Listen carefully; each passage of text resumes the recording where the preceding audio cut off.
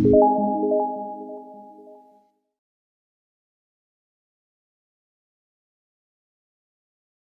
invito a abrir sus Biblias, aquellos que tienen la Biblia ahí en la mesa o en el celular. El libro de San Juan, capítulo 14, versículo 12. Dice así la palabra de Dios. De cierto os digo, el que en mí cree, las obras que yo hago, él las hará también, y aún mayores hará, porque yo voy al Padre.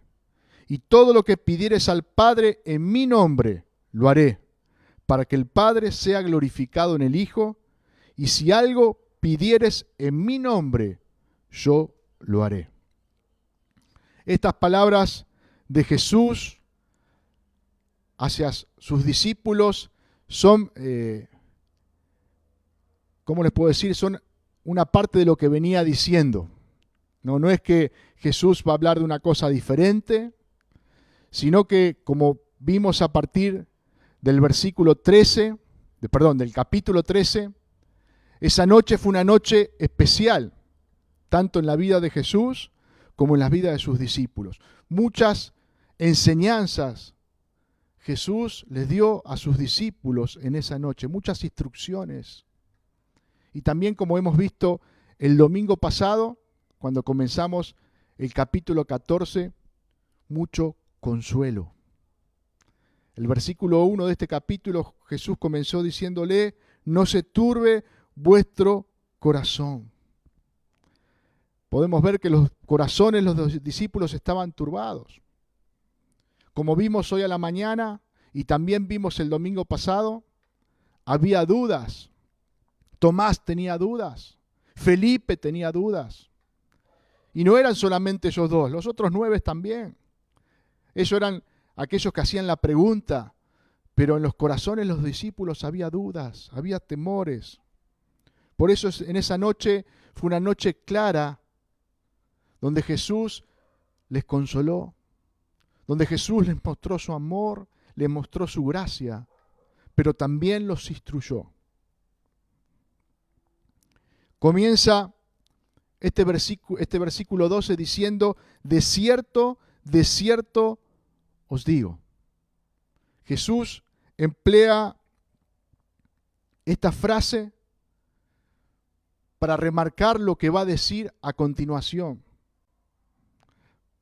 Jesús dice: de cierto, de verdad, en verdad os digo. Para que aquellos que están escuchando, que ahí eran sus discípulos, estuvieran atentos a lo que Jesús iba a decir. Este de cierto significaba que era muy importante lo que Jesús le iba a transmitir, lo que iba a venir después. Jesús le estaba diciendo: presten atención a lo que le voy a decir. Y si miramos este Evangelio de Juan, vamos a ver que en 25 oportunidades en todo el Evangelio Jesús le llama la atención a sus oyentes diciéndole: de cierto os digo. 25 veces. Yo quería ponerle 4 solamente como ejemplo, no vamos a leer las 25, pero para que vieran que lo que Jesús iba a decir después era importante. Juan 3:3 dice: respondió Jesús y le dijo, ¿se acuerdan con Nicodemo? De cierto te digo, que el que no naciere de nuevo no puede ver el reino de Dios. ¿No? Una afirmación importante de Jesús para Nicodemo. Juan 5:24, de cierto os digo, el que oye mi palabra y crea al que me envió, tiene vida eterna, y no vendrá a condenación, mas ha pasado de muerte a vida.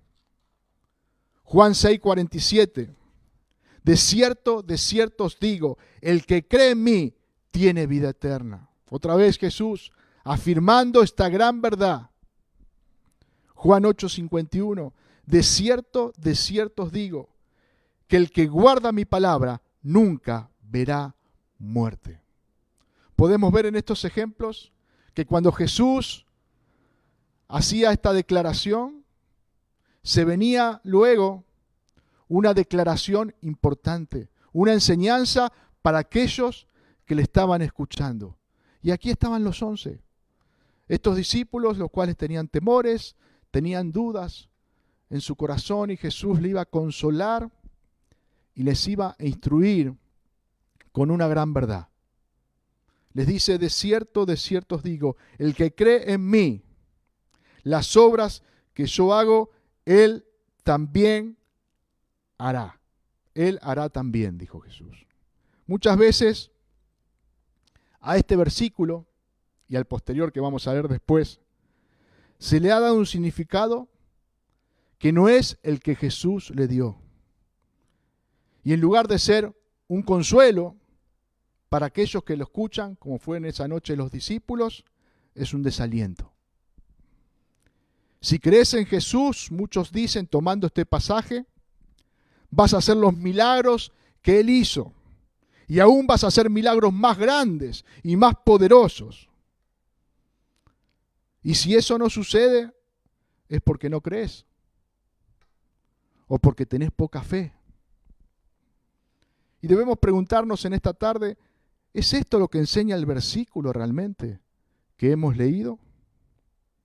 ¿Cuántas veces pensaba, perdemos el foco de lo más importante que Jesús nos quiere enseñar en su palabra? ¿Y saben por qué perdemos el foco? Porque en lugar de mirarle a Él, nos miramos a nosotros mismos. Yo quería hablar de 3 puntos acerca de este versículo. Primero dice Jesús: el que cree en mí, las obras que yo hago, Él las hará también.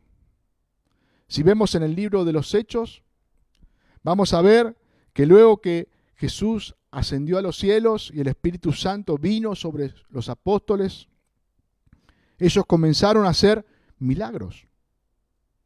Dice Hechos capítulo 3, versículo 1, Pedro y Juan subían juntos al templo a la hora novena, la de la oración, y era traído un hombre cojo de nacimiento, a quien ponían cada día a la puerta del templo, que se llamaba La Hermosa, para que diese limosna de los que entraban en el templo. Entonces, cuando vio a Pedro y a Juan que iban a entrar en el templo, les rogaba que le diese limosna.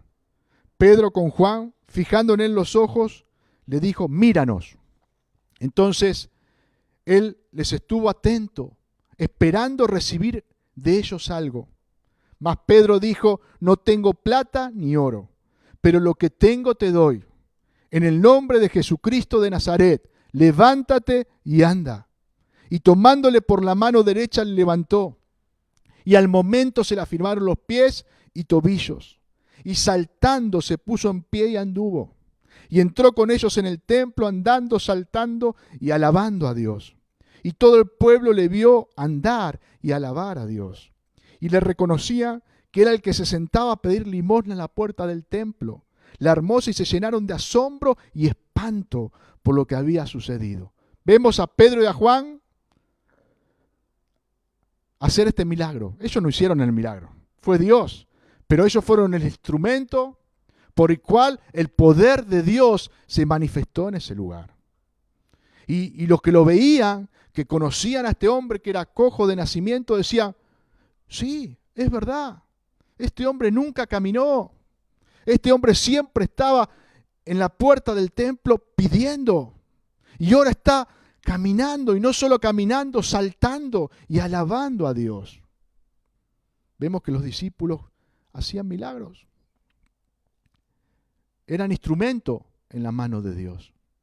Hechos, poquito más adelante, capítulo 5, versículo 12.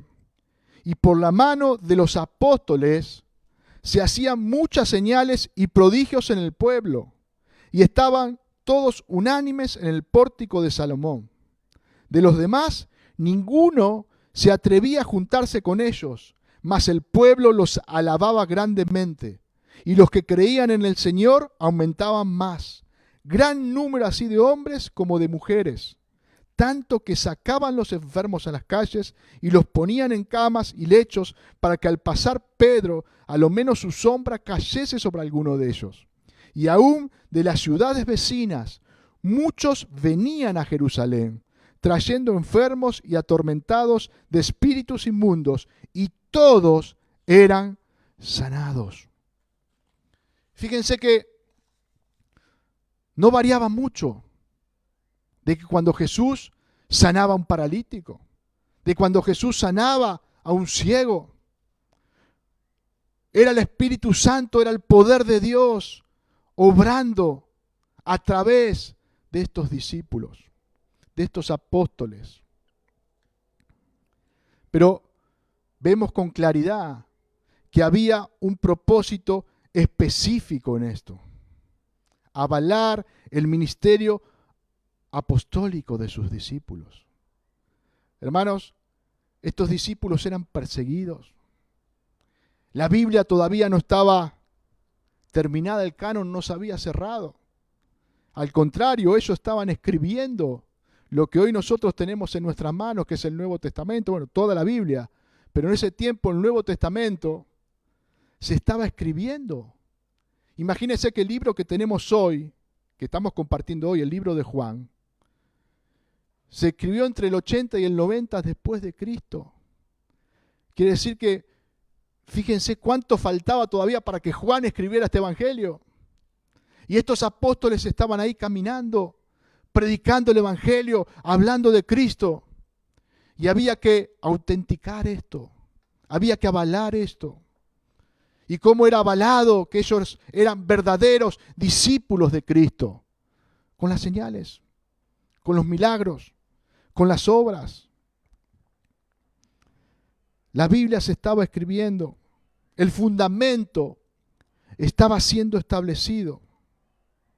Por eso vemos en el libro de los Hechos milagros en cantidad y en calidad que hoy en día no vemos. Cojos de nacimiento, sanarse. Enfermos de todo tipo, sanarse. Pero fíjense que hubo algo que me llamó la atención. Si nosotros miramos los evangelios, lógicamente vamos a ver muchas enseñanzas de Jesús, pero también vamos a ver muchos milagros de Jesús. Muchos milagros, de diferente índole. Y en el libro de los Hechos vemos milagros, pero no los vemos tan especificados. Vemos, como leímos recién en Hechos 5, vimos que dice que venían de todas las ciudades y esos que venían enfermos, todos eran sanados. Pero solamente nos contaron el cojo que estaba en la puerta del templo. No nos contó Lucas, que fue el escritor de Hechos, saber qué. ¿Sabe por qué? Porque Dios tenía un propósito aún mayor que la sanidad, hermano. La sanidad era con el propósito de avalar, con el propósito de autenticar, con el propósito de que fuera una señal. Pero había aún una obra mayor, como vamos a ver después. Dios tenía un propósito específico. ¿Y esto qué quiere decir? ¿Que hoy Dios no puede hacer milagros? ¿Que hoy Dios no puede sanar? Hermano, Él sigue siendo Dios. Y Él sigue teniendo el mismo poder. Si nosotros querríamos que Dios hoy no puede sanar, no oraríamos por algún hermano que está enfermo. Nosotros creemos que Dios tiene poder y que puede sanar y que puede hacer los mismos milagros que hizo en ese tiempo. Pero también creemos que Dios tiene un propósito especial en cada cosa. También creemos que el milagro, la obra que Dios hace, está subordinada a lo espiritual. Por eso Jesús le dijo, y aún mayores hará aquel que cree en Él. Le estaba hablando a sus discípulos. ¿Y a qué se refiere Jesús cuando le dice que aún mayores obras iban a hacer? ¿Se refiere, como algunos han interpretado o algunos predican, a obras más grandes? ¿A milagros más grandes? Primero, ¿qué milagro más grande se puede hacer del que Jesús hizo? Quitando la salvación. Jesús resucitó muertos, dio vista a ciegos, hizo caminar a paralíticos, multiplicó panes y peces, paró la tormenta y la tempestad en el medio del mar. ¿Quién puede hacer alguno de esos milagros? Nadie. Pero vemos que Jesús nos está refiriendo a esos milagros cuando dice, aún obras mayores hará. Los apóstoles no iban a realizar milagros más poderosos que Jesús. Él no está enseñando que el alcance de las obras de sus discípulos iba a ser mayor, geográficamente o en importancia, hermano.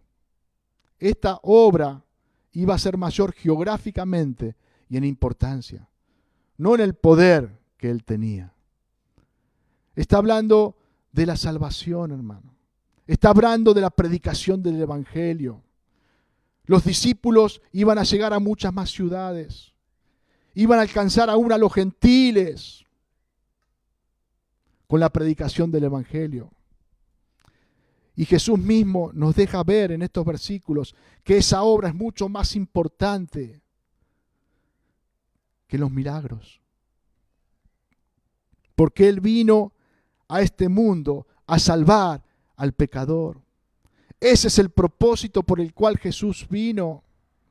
No vino a darle vista a un ciego, ese no fue el propósito. Esa fue una señal, una obra que Jesús hizo con un propósito mayor.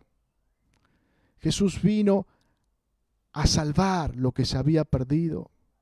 Jesús vino a dar vida a aquel que estaba muerto espiritualmente. Lucas 19:10 nos dice, porque el Hijo del Hombre vino a buscar y a salvar lo que se había perdido. Pensaba en Simeón. ¿Se acuerda Simeón, este hombre mayor que anhelaba, que deseaba ver al Mesías que había nacido, ver al Salvador?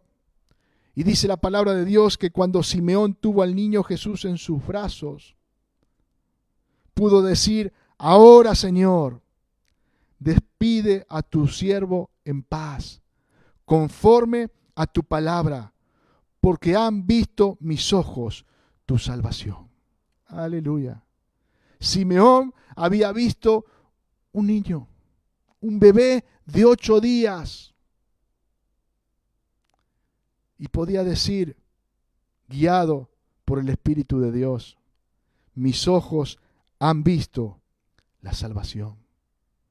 El Salvador había nacido. El Salvador estaba en este mundo.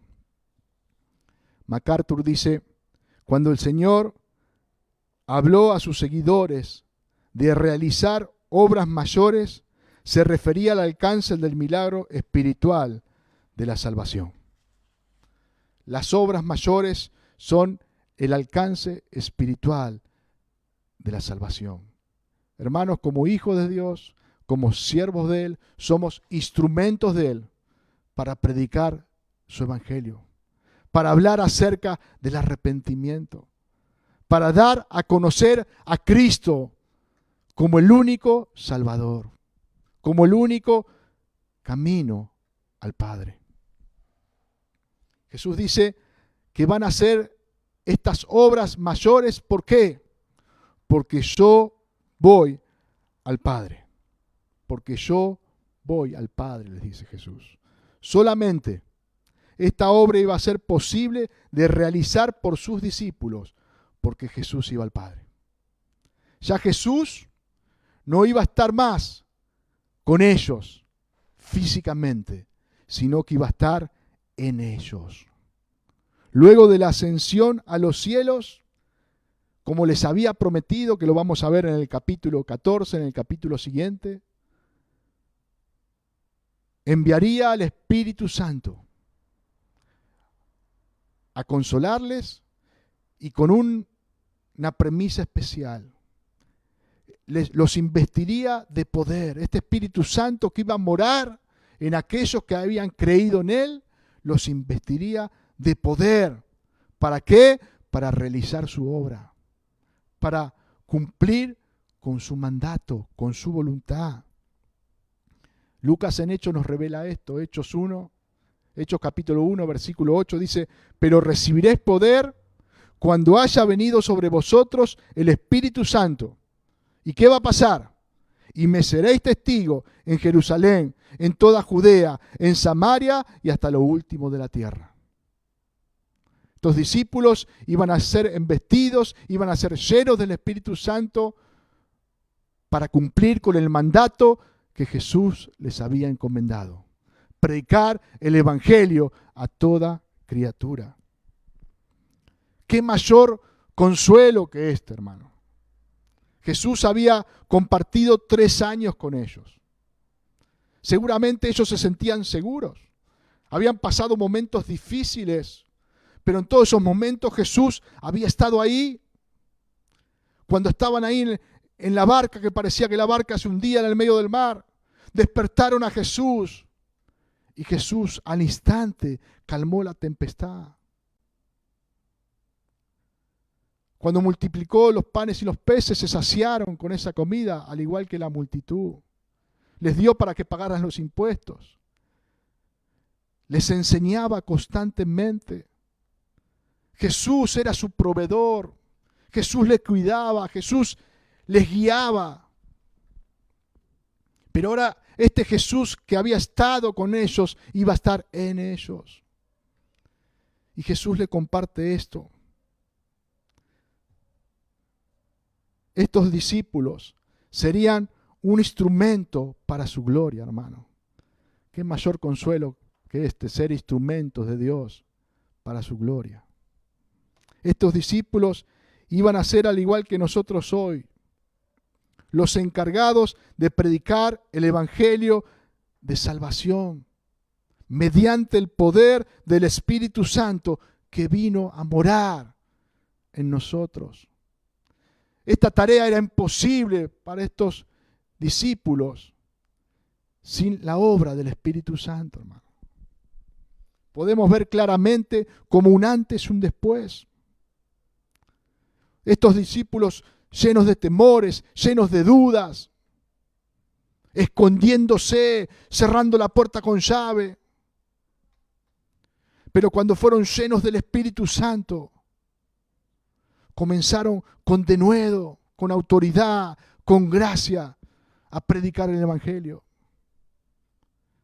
Y esta es la vida de aquel que ha creído en Jesús. El Espíritu Santo es el que nos guía, el que nos inviste con poder para cumplir el propósito del Padre. Estos discípulos ya no iban a ser los mismos. Esta obra mayor de la cual Jesús les había hablado comenzaba a cumplirse. Antes de que el Espíritu Santo descendiese sobre ellos, Lucas al principio del libro de los Hechos nos dice que en el aposento alto, esperando, eran 120. Y luego el Espíritu Santo descendió sobre ellos y Pedro comenzó a predicar a Cristo. 3,000 se convirtieron ese día. Obra mayor van a ser. Podemos ver el alcance y el cumplimiento de la promesa de Jesús. No tenía que ver con sanidades físicas, con milagros para esta tierra, sino que tenía que ver con algo mucho más profundo, mucho más importante, que era la salvación del alma. Y podemos ver en el libro de los Hechos que la ocupación de los discípulos no estaba en producir milagros, sino en la predicación del Evangelio. Porque este fue el mandato de Jesús para ellos. No hacían campañas de sanidad. No decían, poniendo publicidades o carteles, venía a buscar tu milagro. Sino que su ocupación estaba en predicar a Cristo en todo lugar y en cualquier circunstancia. Hechos 5, capítulo 5, versículo 41. Dice, y ellos salieron de la presencia de concilio, está hablando de Pedro y de Juan, gozosos de haber sido tenidos por dignos de padecer afrenta por causa del nombre. Y todos los días en el templo y por las casas no cesaban de enseñar y de predicar a Jesucristo.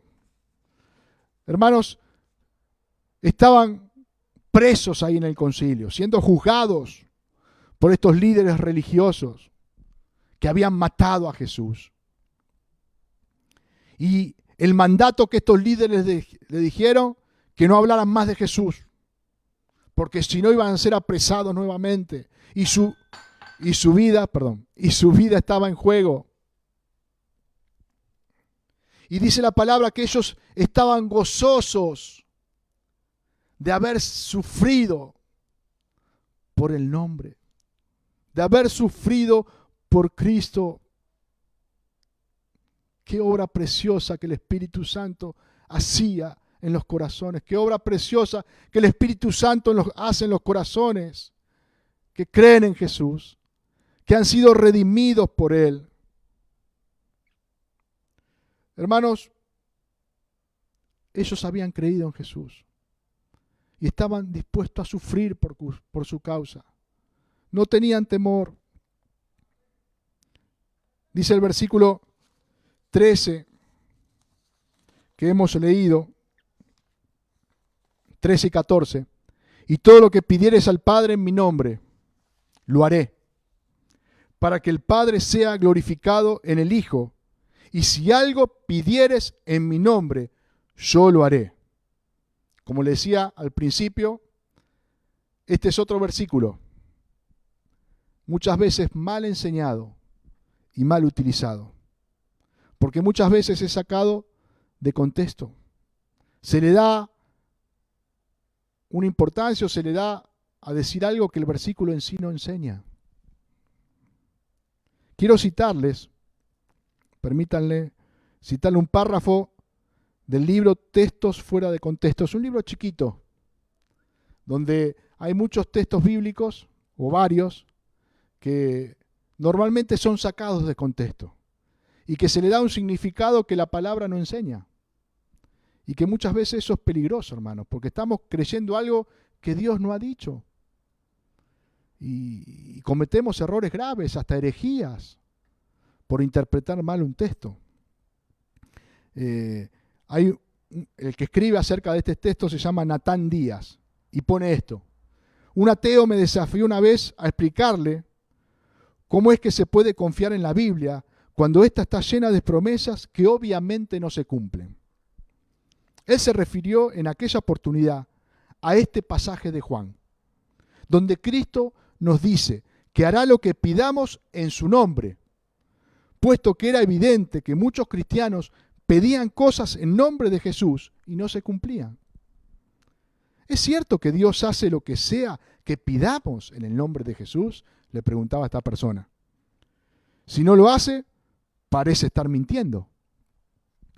Pero como pasa con todo versículo de la Biblia, leer correctamente el contexto nos ayuda a aclarar el verdadero significado del texto.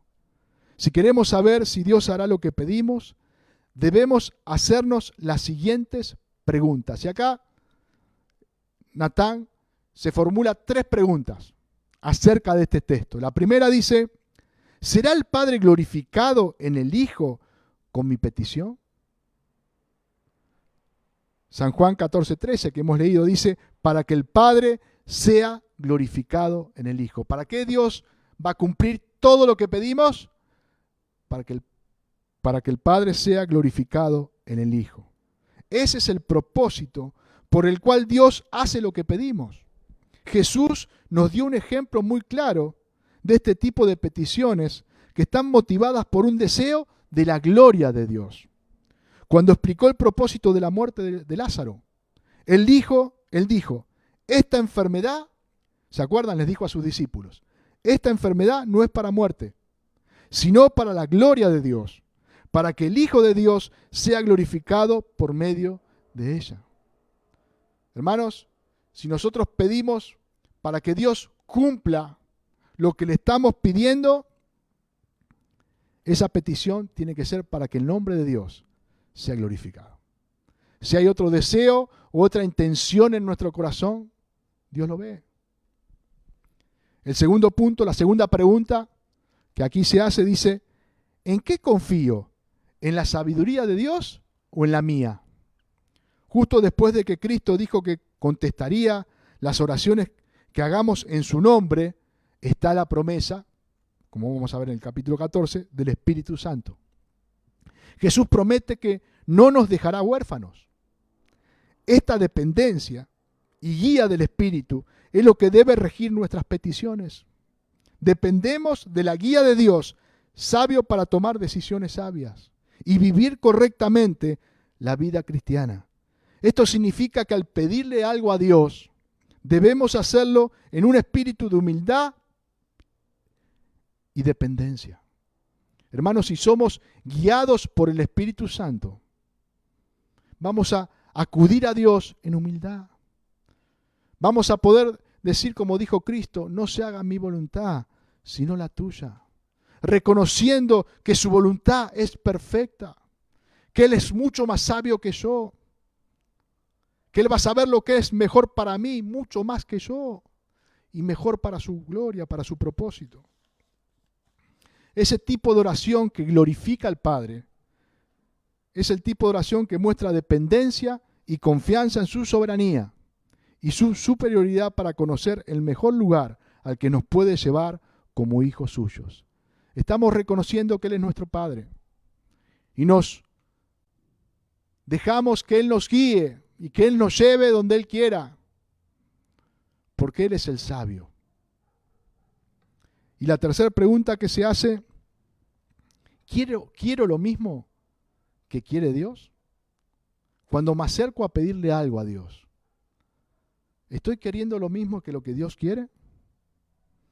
Y acá el autor cita, dice, en uno de los mensajes del pastor Platt, decía, desea lo que Dios desea y luego pide lo que quieras. Desea lo que Dios desea, entonces luego sí pide lo que quieras. Seguramente vas a pedir algo conforme a la voluntad del Señor. Y como conclusión, ya termino con este párrafo, dice, la oración no es para que Dios se someta a nosotros. Muchas personas oran a Dios como para que Dios se someta a ellos. Le dan órdenes a Dios. Dios hace así, Dios hace allá. Dios, dame esto, dame aquello, quítame esto. Dan órdenes a Dios. Y dice, la oración no es para que Dios se someta a nosotros, sino para que nosotros nos sometamos a Dios. Y esa es la verdadera fe, la que hace cosas sobrenaturales y mueve montañas, la que muestra que Dios hará todo aquello que lo glorifique. Y cada vez que pidamos que Jesús sea glorificado en la manera que Dios conteste nuestra oración, tengamos por seguro que lo hará. Aunque signifique arrancar un monte de su lugar para echarlo al mar. Pidámosle a Dios llevar fruto para su gloria. Solo Dios sabe en su infinita sabiduría y dónde lo hará, pero sí lo hará. Hermanos, Jesús les estaba enseñando a sus discípulos lo necesaria y poderosa que es la oración y cómo debían hacerla. Por eso le decía en un principio que muchas veces nosotros erramos cuando nos enfocamos en nosotros y no nos enfocamos en Cristo.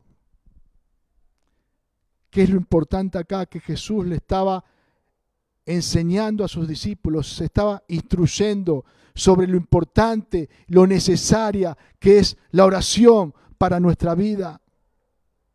Nada podían hacer los discípulos si no oraban. Jesús, siendo Dios en todo tiempo, oraba al Padre.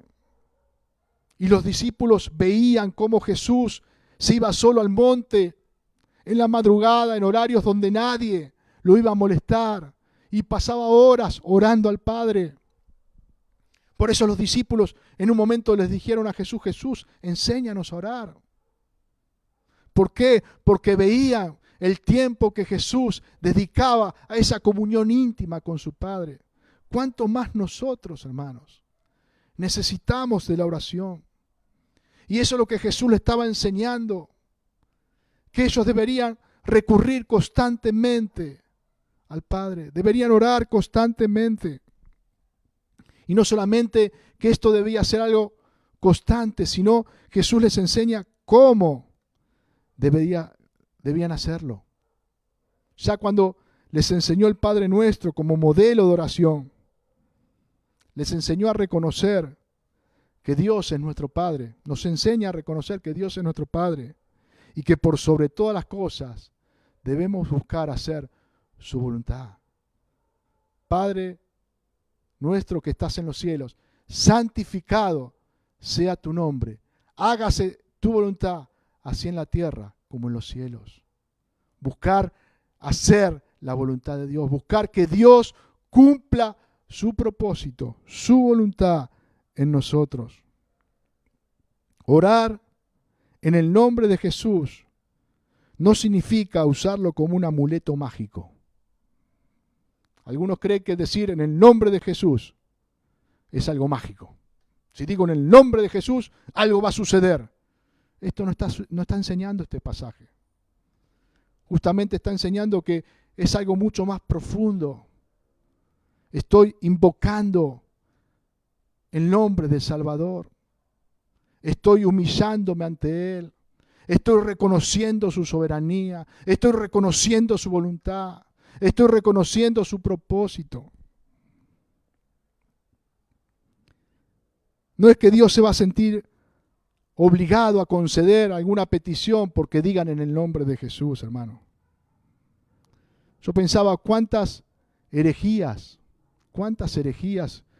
cristianos cometen. Porque acá, donde yo le leía el texto fuera de contexto, hablaba de un ateo, ¿no? De uno que no creía en Dios. Pero cuántas herejías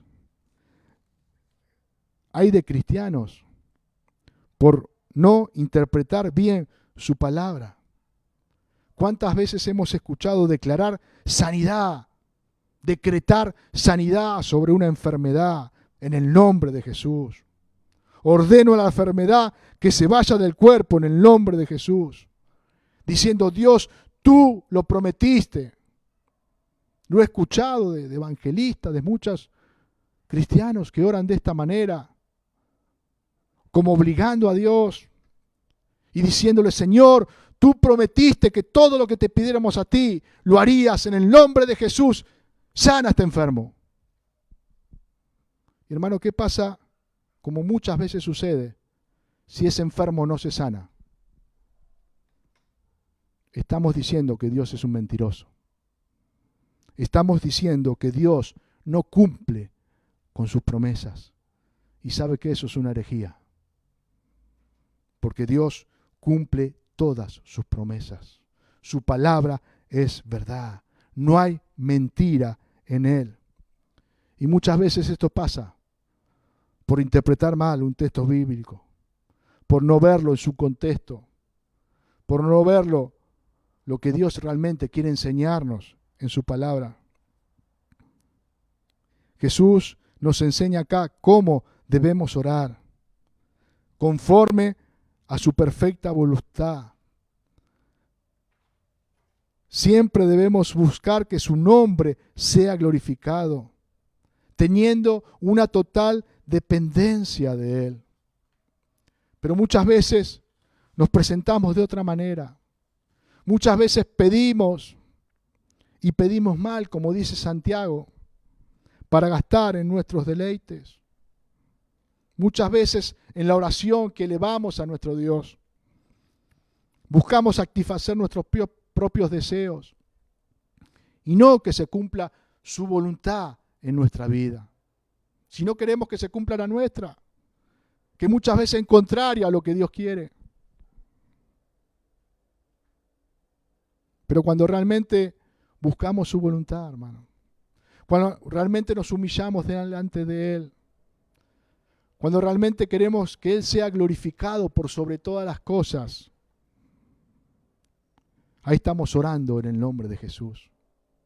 No es pronunciar unas palabras mágicas ni un amuleto, sino estamos reconociendo que Jesús es el Señor realmente, que Él es el Todopoderoso, que Él es el que tiene el control y el dominio de todas las cosas. Le voy a leer un pasaje más y ya vamos a ir terminando. Hechos capítulo 4, si tiene su Biblia a mano, búsquela. Hechos capítulo 4, versículo 23.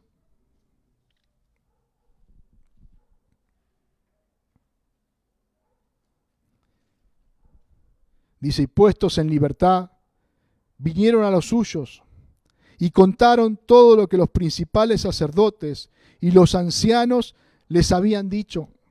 Y ellos, habiéndolo oído, alzaron unánime la voz de Dios y dijeron, soberano Señor, tú eres el Dios que hiciste el cielo y la tierra, el mar y todo lo que en ellos hay. Que por boca de David tu siervo dijiste, ¿por qué se amotinan las gentes y los pueblos piensan cosas vanas?